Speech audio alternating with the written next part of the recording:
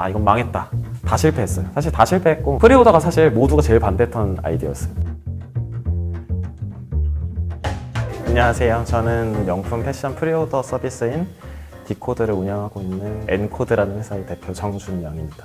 그래서 아무래도 패션을 좋아했었어요. 그냥 어릴 때부터 제 친구들이 게임을 하거나 축구를 하는 시간에 저는 좀 패션 잡지를 더 보고 패션 브랜드를 좀 많이 더 봤던 것 같아요. 그 디젤이라는 브랜드에 좀 유명했던 청바지 중에 자탄 764라는 원래 정상가가 한 25만 원이었으면 막 거래되는 가격이 중고인데 막 30만 원에 거래가 되는, 이제 구글링을 열심히 하다가 이베이도 타고 가다가 청바지를 주로 판매를 하고 있는 셀러가 있었어요. 그 셀러가 그 해당 청바지를 당시 145불에 제가 판 것도 기억이 나요. 그때 당시 제가 고등학교 2학년 때였는데 메일을 보내서 이거를 공동구매를 한번 해보고 싶다. 네, 그게 그냥 거의 하루 만에 다 품절이 됐어요. 큰 돈이 생겼죠. 고등학생 때 그런 돈을 벌 기회는 없었으니까. 그런 걸 한번 계기로 업에 대한 이해가 생각이 좀 많이 바뀌더라고요. 2019년도 매출액 대비 2021년도 매출액을 하면 저희가 13배 성장을 했고 고객 수 자체도 8배 성장했습니다. 가장 크게 좀 자랑드리고 싶은 부분은 저희는 마케팅에 정말 돈을 쓰지 않는 회사입니다. 작년 21년도 한 해 동안 평균 로아스가 저희가 2,800%고요. 퍼포먼스 마케팅의 중심을 좀 많이 하고 있고요. 마케팅비를 써서 자꾸 이렇게 가격을 올리기보다는 더 저렴한 가격에 좋은 제품을 선보이자. 누적 투자액은 160억 정도. 처음에 창업을 할 때는 재밌는 걸 하고 싶었던 거예요. 커뮤니티 만들면 좋겠다라는 생각이 있는데 이거에 왜 좋은지 고민이 좀 없었던 것 같아요. 그래서 결국은 실패를 했고 믿고 투자해주신 투자금을 거의 다 써갈 때쯤에나 정신이 들어서 아 이건 망했다. 그래서 우리는 다른 걸 해야겠다. 그래서 커머스로 들어갔던 거고요. 다른 저희 경쟁사들이랑 거의 유사한 형태로 입점을 시켜서 판매를 한다든지 포기를 했던 가장 큰 이유는 팔면 팔수록 적자였어요. 18년도가 됐을 때가 제가 3년이 됐을 때였거든요. 소위 말하는 창업자가 겪는 그 데스밸리 입문을 시작을 했는데 같이 했던 동료들이랑 머리를 맞대고 다양하게 시도를 했어요. 한 10가지 정도의 작은 프로젝트를 했던 것 같아요. 다 실패했어요. 사실 다 실패했고 엄청 빠르게 실패를 했고 프리오더가 사실 모두가 제일 반대했던 아이디어였어요. 누가 도대체 명품이 싸면 얼마나 싸다고 그 3개월, 6개월씩 기다리면서 사겠어요? 전 절대 안 살 것 같은데요. 근데 믿음이 왜 생겼냐면 정말 본질적인 게 뭘까? 이 시장에서 정말 고객들이 원하는 게 뭘까라고 생각을 하면 정말 역설적이게도 명품을 사는 사람들이 원하는 건 싼 거예요. 가격이 문제인 거예요. 그러니까 가격이 문제라는 생각이 들고 나서부터는 가격을 해결해야 되는데 지속 가능하게 가격을 해결하지 못하면 우린 망한다. 지금은 급하니까 마진 없이 싸게 팔아서 빨리 가능을 보자 이런 거면 좋은데 4달 정도밖에 버틸 수 있는 돈밖에 안 남았었어요. 나머지 다 실패했을 때. 그게 2018년 6월쯤이었고 10월에 문 닫을 예정이었어요. 그래서 사실 당시에 그 부테로라는 이탈리아 스니커즈 브랜드를 100켤레를 제가 잡아서 했고 한 달 동안 내던 매출을 16시간 만에 냈어요. 그것도 광고비를 거의 안 쓰고 그 딜을 운영하는 12만 원을 썼고 아 이거다 확신이 생겼어요. 스스로한테는 프리오더를 가야겠다. 프리오더라는 개념 자체는 원래 명품을 유통하는 단계에 있는 거예요. 밀라노, 파리 패션위크, 뉴욕 패션위크 이런 것들이 프리오더를 하는 기간이라고 보시면 돼요. 바이어들, 리테일러들을 초빙을 해서 하면서 이제 그때 발주를 넣고요. 그러고 나면은 이제 생산을 시작을 해요, 브랜드들은.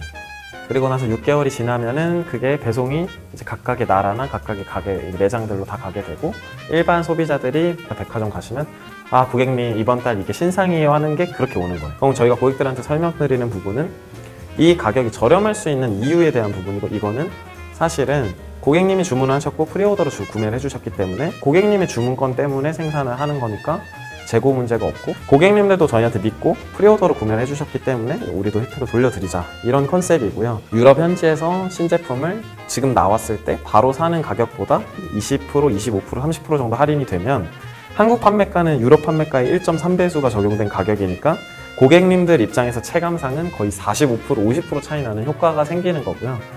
궁극적으로 나아가서는 재고 위험 부담이 가장 큰 인더스트리예요. 패션이고 특히 명품은 재고 자산 가치가 너무 높기 때문에 결국은 프리오더로 판매되는 물량이 점점 커지면 커질수록 우리는 궁극적으로는 재고를 점진적으로 더 최소화할 수 있지 않을까. 인더스트리 자체의 문제를 좀 해결해보자 이번 나아가서. 좋은 분들을 더 많이 모시고 싶다. 그냥 저희가 꿈꾸는 거를 같이 꿈꿀 수 있는 동료는 좋을 것 같아요. 성장을 하면서 최고로 성과를 인정받고 보상도 최고로 받을 수 있고 그리고 나의 삶은 가족과 뭐 친구들과 함께 보낼 수 있는 저녁이 확보가 되면 좋지 않을까. 사실 그것만 고민입니다. 전 압축 성장이라는 말을 좋아하거든요. 노하우를 쌓고 진짜 참고 참았다가 이제 이때 한번 터진다 할 때 펑 터지는 경험을 저는 5년 만에 해봤어요. 이제 2년 압축을 해서 또 1년, 2년을 또 밀어보자. 약간 이런 느낌이고요. 그거에 맞춰서 좀 같이 갈 수 있는 팀원들이 좀 많이 오시면 좋지 않을까.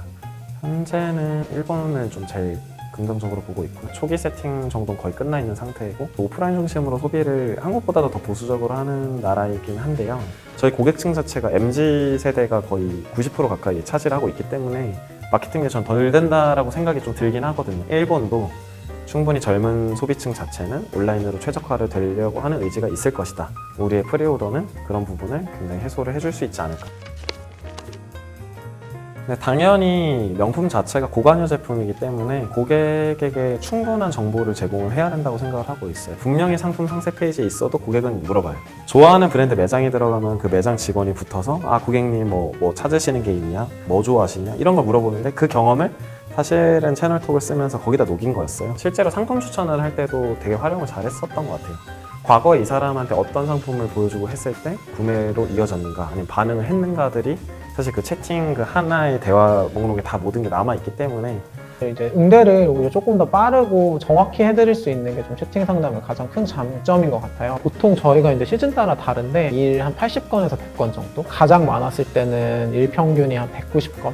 채팅 상담이 아니면 사실 소화하기 힘든 그런 상황이라고 판단이 됩니다. 응대 자체를 이제 채널톡으로 하다 보니까 인원 대비 좀 효율적으로 진행이 됐었던 부분이 있습니다. 채팅창을 여시면 이제 기본적으로 저희가 좀 궁금하실 수 있는 것 같은 메뉴들은 좀 메뉴화를 시켜놔서 그거를 보시고 또 인입이 되는 양이 좀 많이 줄었다고도 생각이 들거든요. 가장 좋은 부분 중에 하나가 이제 통계적인 부분인데 저희는 이제 프리오더를 하다 보니까 CS 인입량도 사실 시즌 때마다 굉장히 달라지거든요. 그러면은 그거를 사실 다 수치화를 해서 저희도 뭐 이제 응대 가능 양이라든지 조직 운영 방식이나 이제 이런 부분들을 해야 되는 게 많은데 사실 채널톡 같은 경우에는 이제 그런 다양한 통계들이 있어서 굉장히 좀 단시간 내에 좀 빠르게 알 수 있어서 좀 적극적으로 활용을 하고 있습니다. 저희가 이제 추후에 데이터를 이제 정리를 할 때 뭐 인입량뿐만 아니라 그 중에서도 어떤 유형의 문의들이 들어왔는지를 일단 1차적으로 그 태그를 통해서 좀 파악을 많이 하고 있어요. 한 번은 이제 인입량이 굉장히 많아서 좀 타 부서에서도 같이 진행을 해주신 적이 있어요. 근데 그때도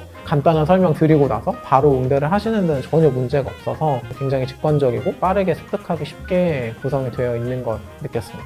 이제 고객님이 뭐 이런 부분이 불편하다라고 했는데 저희가 좀 굉장히 좀 빠르고 명확하게 해결을 드리면 거기서 되게 만족감이 올라가신 고객님들이 확실히 느껴지는 부분이 있어요. 실제로 저희의 이제 재구매율이나 이런 걸 보면 타 경쟁사 대비해서는 확실히 좀 높은 수준이거든요. 타사 대비 최소 20% 이상은 높은. 그래서 그런 부분에 있어서도 확실히 영향이 있지 않을까.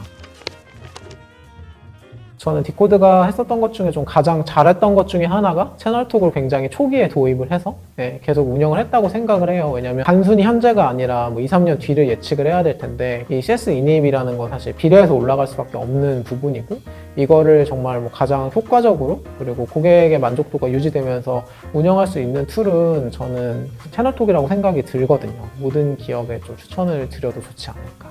채널톡은 도입을 하고 사용을 했던 제가 저희 회사의 거의 첫 번째 유저였기 때문에 웬만한 경쟁사라고 생각되는 프로덕트를 저희 다 검토해보고 써봤어요. 그러고 나서도 사실 만족도가 있었던 게 채널이고 충분히 고객에 대한 니즈를 잘 정리를 해서 볼 수 있는 아카이브를 쌓는다는 느낌으로 좋은 프로덕트였기 때문에 당연히 전 채널톡을 적극 추천을 드리고 싶고요. B2C 비즈니스를 하고 있는 초기 스타트업일수록 꼭 다른 거 고려 없이 채널톡으로 가셨으면 좋겠다. 디코드 입장에서는 채널톡이 굉장히 좀 좋은 조력자이자 동반 성장을 하는 파트너로 생각이 듭니다.